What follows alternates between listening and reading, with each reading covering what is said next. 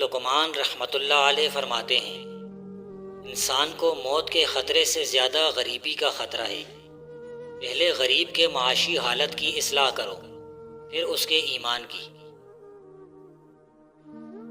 زندگی کی کامیابی یا ہار کا فیصلہ زندگی کے اختتام پر ہی ہو سکتا ہے۔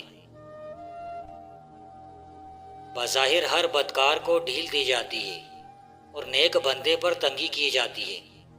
نیک بندے پر تنگی ایسے ہے جیسے کسی مریض کو دوائے شفا دی جائے۔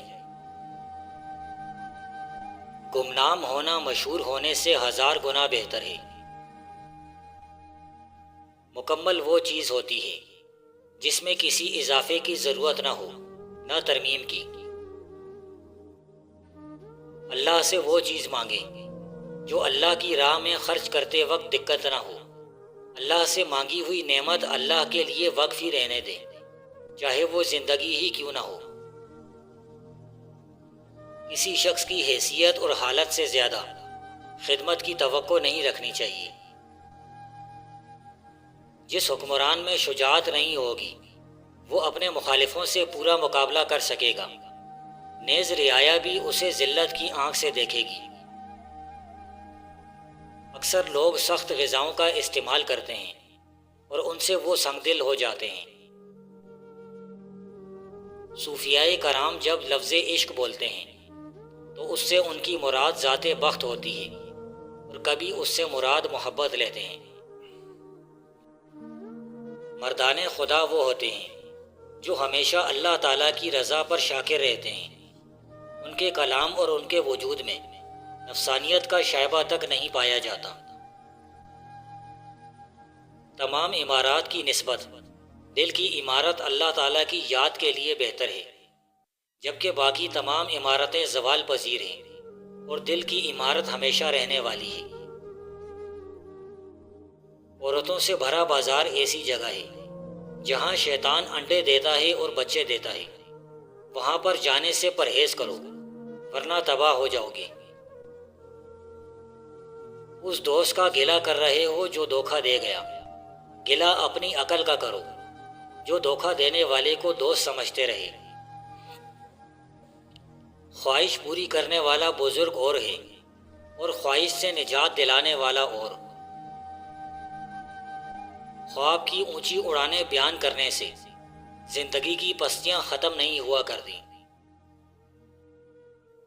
اللہ تعالیٰ ان ملکوں کی دولت اور حکومت کو تباہ کرنے کا حکم فرماتا ہے جو اللہ کی شان میں کفر کرتے ہیں۔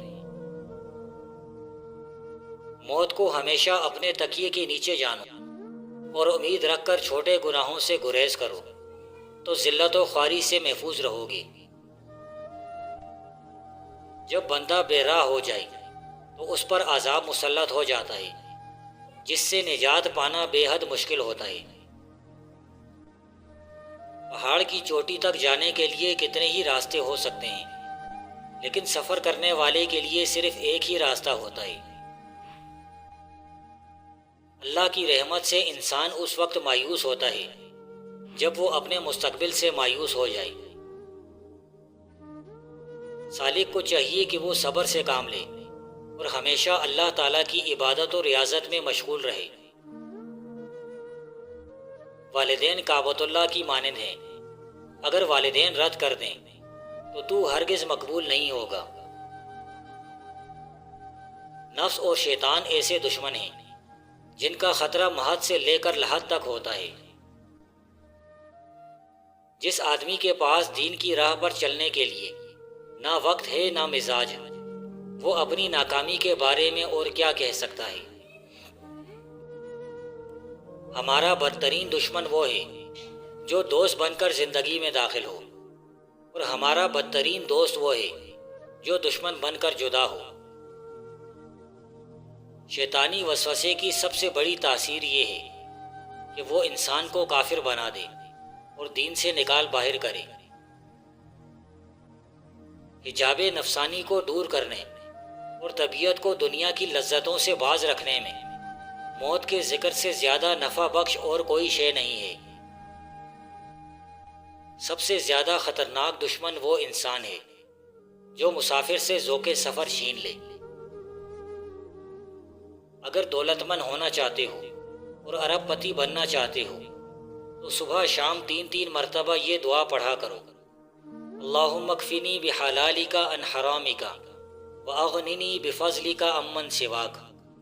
جس نے بھی اس دعا کو پڑھنے کا معمول بنایا آج وہ رئیس ہے۔ ایک انداز سے دیکھا جائے تو گناہ ایک بیماری ہے، دوسرے انداز سے دیکھا جائے تو بیماری ایک گناہ ہے جس پر شیطانی قوت اور سوچ غلبہ پا لیتی ہے۔ وہ کبیرہ گناہوں میں غرق ہو کر راہ حق سے دور ہوتا چلا جاتا ہے۔ وہ بندہ جس کے اعمال درندوں جیسے ہوں اس پر لعنت بھیجی جاتی ہے۔